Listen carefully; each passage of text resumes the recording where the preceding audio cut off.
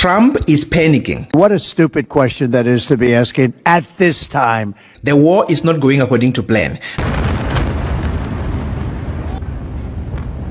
The oil price has went above $100 per barrel, the Strait of Hormuz has been closed, and Iran is not collapsing. Instead, they've elected a new supreme leader, Ayatollah Mojtaba Khamenei. He is the son of the late Ayatollah Ali Khamenei. Now, hundreds of thousands of Iranians came to the street to celebrate the election of the new supreme leader, Ayatollah Mojtaba Khamenei.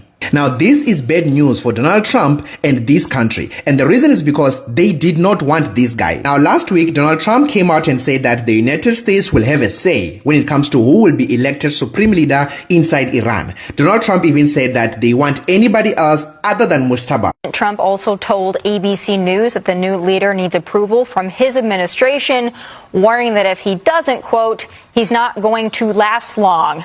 And the reason is because this guy was ruling alongside his father. So this means that all of the policies which are anti-American or which are in resistance of American and influence from this country, he was always involved in those. And those who know him says that this guy is a hardliner, much worse than his father. And on top of that, the strike that killed his father also killed his mother, his wife, and also his son. So if he already did not like the United States and this country, right now I can literally say that he hates them with a passion. And we saw this because a few hours before he was elected, the president of Iran came out to apologize to its neighboring countries like Saudi Arabia, Qatar, Bahrain, and Kuwait, to say that all of the damages that were done, we were just doing it to protect ourselves. We apologize. And when Trump heard that, he ran to Twitter. He said, Iran is apologizing. They've been defeated. They are giving up. We've showed them that we are very strong. And then Mojtaba was elected.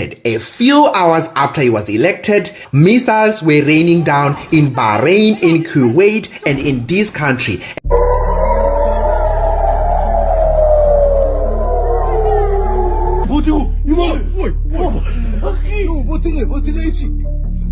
A dramatic escalation unfolded in Israel on Wednesday night. And they came out and said that maybe you guys misunderstood us. We did not say we're going to stop attacking American interests. We were saying we are apologizing for the damage that is happening while we do that. So that just shows you that this guy is not coming with a different mindset. In fact, he is more likely to be much harder and much harsher to the United States interest and to this country.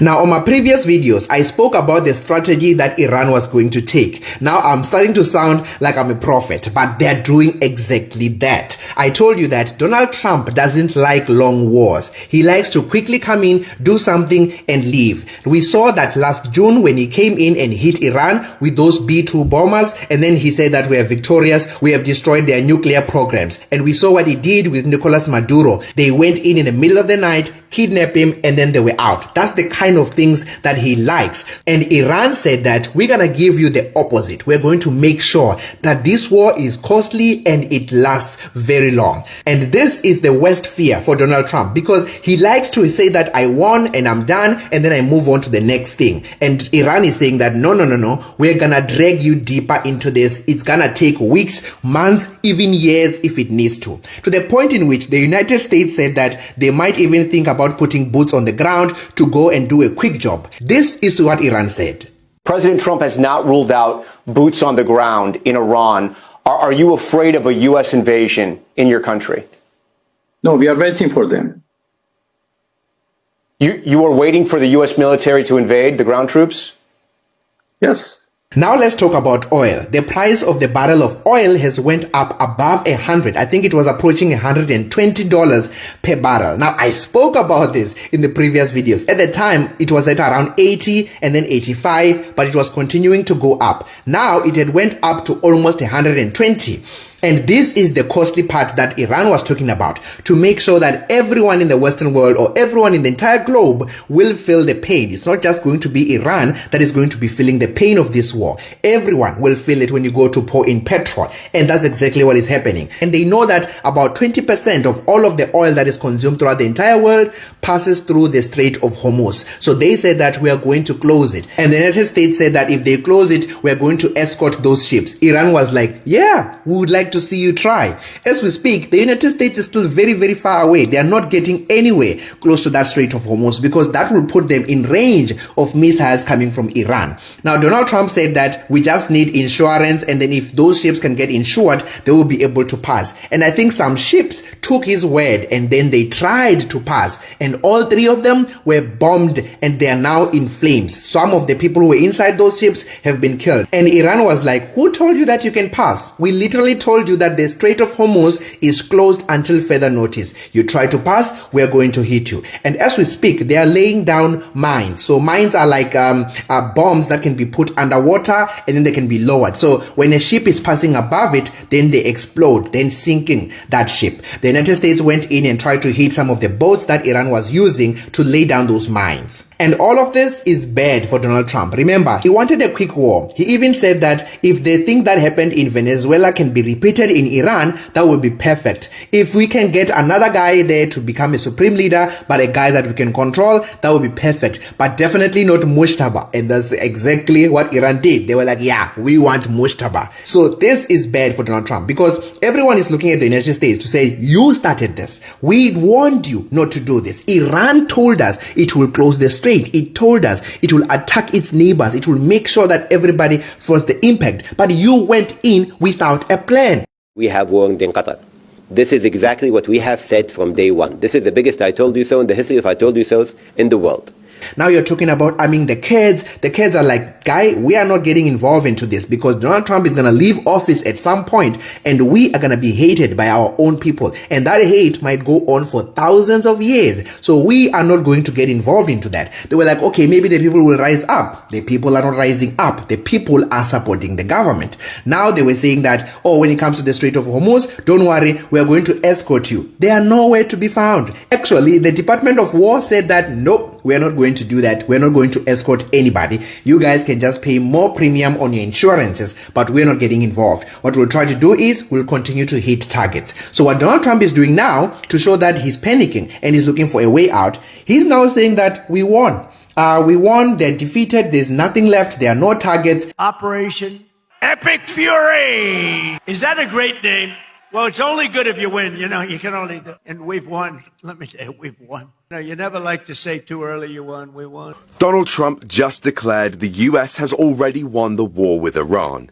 At a rally, Trump told supporters the conflict was basically decided within the first hour. It's only good if you win, and we won, he said, even though the fighting is still ongoing. The war is now 12 days in, with constant strikes across the region. And just hours before Trump spoke, Iran reportedly launched missiles and drones towards Israel and Qatar. The conflict has already taken a toll. 8 US service members have been killed and at least 140 injured. So while Trump says the war is over, the reality on the ground looks very different.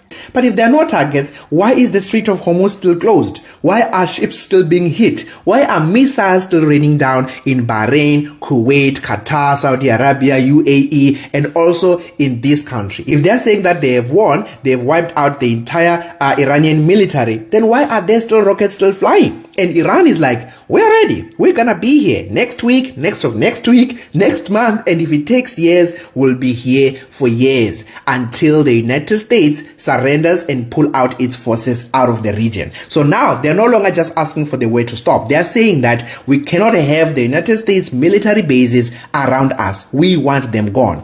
I mean, if a country is coming with demands, that tells you that these people are not defeated. They're coming with demands. They are not surrendering. They're saying, actually, this war will go on until we decide that it's time to stop. So we're gonna see how this one is gonna go. The oil dropped a little bit from 118, I think, down to 100. But that was because countries in the Western world are releasing their stockpiles. So countries always have oil stockpiled in case of something like this happening. Now all of them are releasing that to help others who don't have oil. Countries are starting to run out of oil. I think it was Bangladesh that has already run out of oil. So countries are releasing those stockpiles and then selling them on the market to kind of like cover that gap. But that is not a long-term solution because those stockpiles are going to run out at some point.